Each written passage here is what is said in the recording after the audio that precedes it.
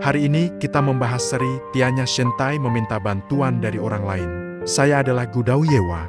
Saya perhatikan banyak anak dari keluarga biasa ketika memasuki dunia kerja menghadapi salah satu masalah utama, tidak pandai meminta bantuan orang lain. Isi artikel ini semuanya adalah isi murni, disarankan untuk Anda simpan sendiri. Masalah yang paling umum adalah kita tahu seseorang bisa membantu, tapi sulit untuk membuka mulut. Kita malu, takut merepotkan orang lain, atau khawatir nanti malah diminta balik bantuan. Namun kenyataannya, hubungan antar orang dewasa sebagian besar terjalin dan terjaga melalui proses saling membantu. Selanjutnya, banyak orang tidak benar-benar memahami hakikat dari bantuan. Pada dasarnya itu adalah bentuk pertukaran kepentingan. Kedengarannya sederhana, tapi bagaimana penerapannya dalam kehidupan nyata? Jika kamu ingin orang lain membantu menangani hal penting atau masalah mendesak, biasanya ada dua syarat utama. Syarat pertama, kamu harus memiliki nilai yang setara bagi orang tersebut. Nilai ini terbagi menjadi dua jenis. Nilai nyata berupa imbalan yang bisa dilihat atau dirasakan secara langsung. Nilai non-nyata tidak bisa segera diwujudkan, tapi memiliki efek jangka panjang, berupa reputasi, kemampuan pribadi, atau latar belakang keluarga, yang menjadi jaminan moral. Inilah yang sering disebut rasa terhutang budi atau hubungan baik.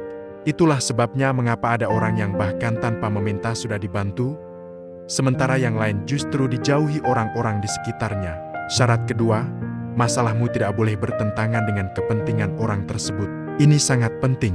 Artinya, orang itu tidak perlu mengorbankan kepentingan utamanya hanya demi membantumu. Banyak orang mengeluarkan uang banyak, berhutang budi ke banyak pihak, tapi tetap gagal menyelesaikan urusannya. Bukan karena masalah itu terlalu sulit, melainkan karena mereka meminta bantuan dari orang yang salah. Ingatlah, tidak semua orang yang punya sumber daya terkait bisa membantumu. Jika bantuan itu akan membuat mereka kehilangan kesempatan menggunakan sumber daya tersebut saat mereka sendiri membutuhkannya, maka mereka hampir pasti tidak akan membantu. Contoh kasus nyata ini kisah teman saya. Mari kita analisis bersama. Teman saya dan seorang sahabatnya mendaftar kursus mengemudi bersama. Sebelum ujian, pelatih berkata secara pribadi bahwa kalau merasa tidak yakin, bisa mencari orang untuk membantu mengatur ujian. Sebenarnya teman saya juga bisa mencari orang tersebut, tapi sahabatnya dengan santai berkata, "Tenang, aku yang urus, kamu gak perlu repot." Akhirnya teman saya percaya dan tidak ikut campur, hanya menunggu bantuannya. Hari ujian pun tiba, dia ditempatkan sebagai peserta pertama. Karena gugup, dia gagal. Sedangkan temannya, yang diuji terakhir, malah lulus. Dia kemudian mengeluh kepada saya. Saya berkata, "Kamu tidak punya alasan untuk mengeluh.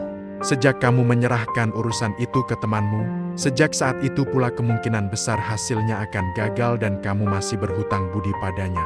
Coba pikirkan, mengapa bisa begitu?" Terakhir, saya ingin mengatakan, orang tidak bisa disadarkan lewat kata-kata, hanya bisa tercerahkan oleh dirinya sendiri. Kesadaran harus datang sedini mungkin, jangan tunggu sampai tua baru menyesal. Artikel ini berasal dari kumpulan 1000 postingan legendaris Tianya. Jika Anda ingin membaca versi lengkapnya secara sistematis, silakan baca naskah penuhnya.